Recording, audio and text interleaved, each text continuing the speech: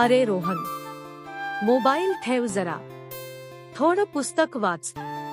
आई, आजच्या काळात कोण वाचतंय पुस्तकं? गूगल आहे ना? आई नाराज चेहऱ्याने निघून जाते.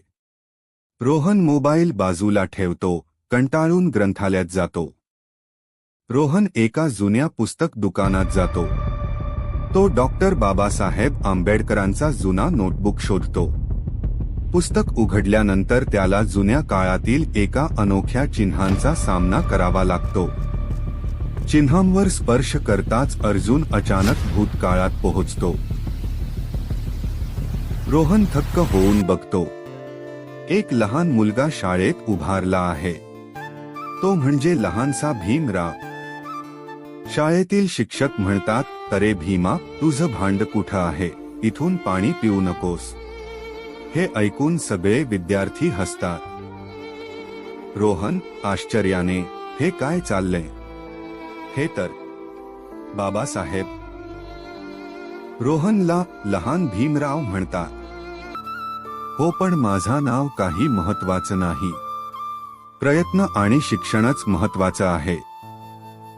त्यावर रोहन म्हणतो, "इथे इतके अन्याय, तुम्हाला त्रास होतो का?"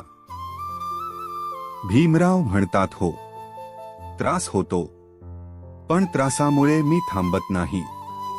ज्या लोकांनी मला खाली उभं केले, त्यांच्यावर मात करण्यासाठी मी शिक्षणाला शस्त्र बनवले आहे." रोहन म्हणतो, "हेच खरं शस्त्र आहे का?" भीमराव म्हणतात, "हो, ज्ञान हेच शस्त्र आहे. प्रयत्न हेच कवच आहे. जर तू प्रयत्न करशील तर कुणीही तुला थांबवू शकत नाही." रोहन म्हणतो, "मी फक्त मोबाईलवर गेम खेळतो. पुस्तकांना दुर्लक्ष करतो."